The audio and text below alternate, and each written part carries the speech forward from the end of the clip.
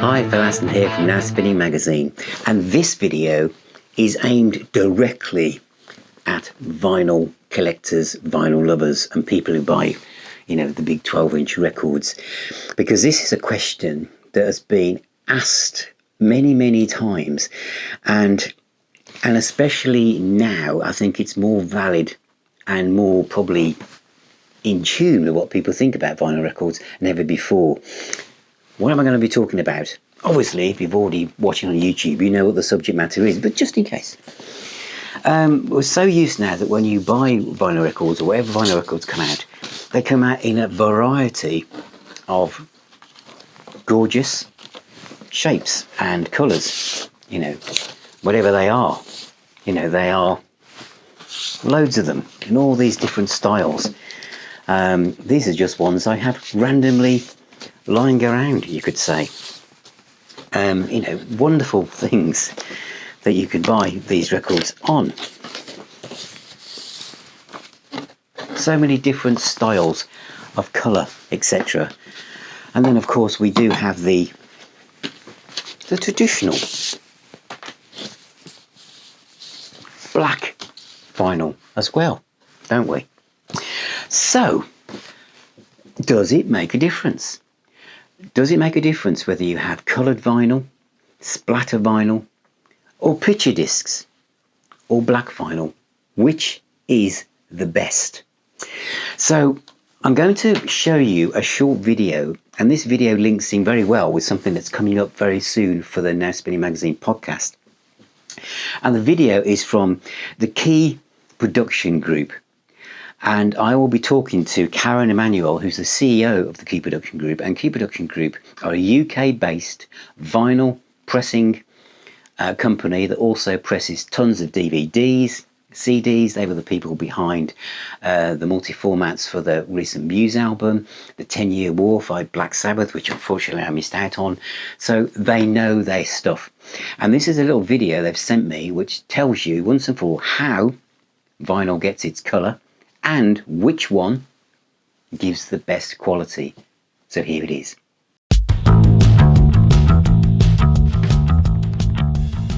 Welcome to another instalment of Key Production 101.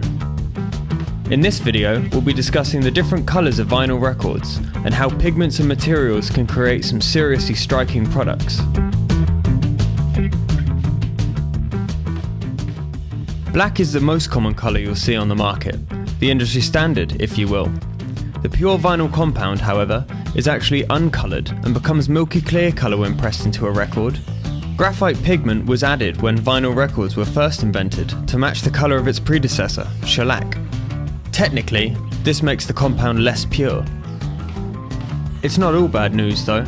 Graphite acts as a lubricant during pressing, helping to create a smoother surface for needles to pass through, which reduces static and improves sound quality. As black is the standard, there's no need to stop the press to change the colour, meaning they are kept at the optimum temperature for a consistent quality.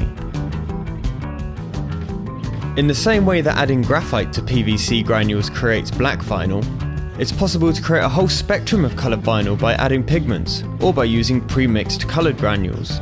Different colours and levels of transparency can have small but undesirable effects on sound quality, introducing more static and clicks, especially in run-in and run-out grooves, and there are many debates about which colours suffer more than others. As a general rule, opaque colours contain more impurities than translucent ones. Sound quality aside, coloured vinyl can be undeniably stunning.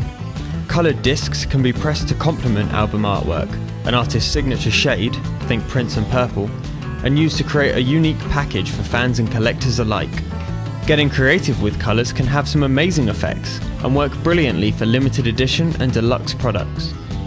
However, as with coloured vinyl, it's worth keeping in mind that the audio quality on these types of discs won't match up to pure or black vinyl. At any point where two colours meet, there's a risk of tiny imperfections which can result in audible, and sometimes visual, impurities. The process is often manual and hand-pressed, resulting in a higher reject rate during pressing. But again, the trade-off can be worth it if you're looking to create something truly unique.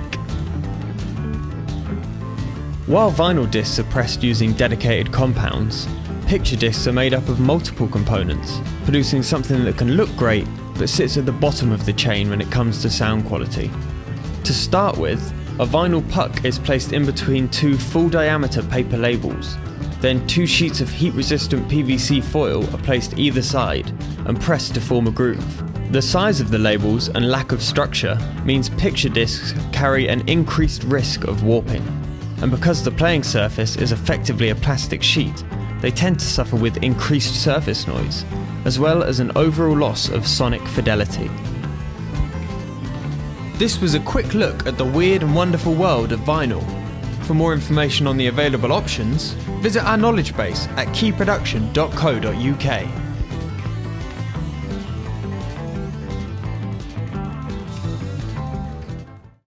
So, now you know, don't you? Black vinyl is the way to go.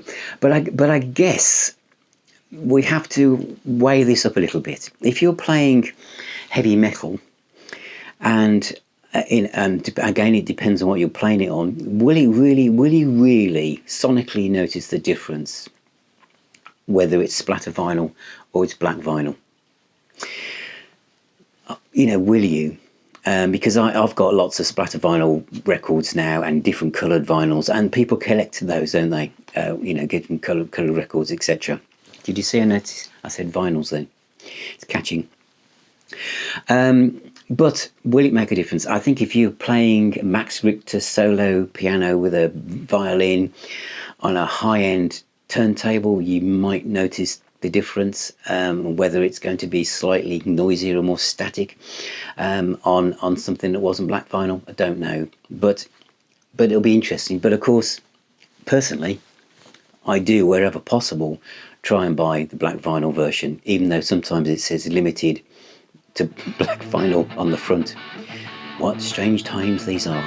But thank you very much to the Key Production Group for sharing that video with me, and as I said, I will be talking very, very soon to Karen Emanuel about the production process for making records and CDs, and talking to her about the marketplace itself in how CDs are performing, and vinyl, etc.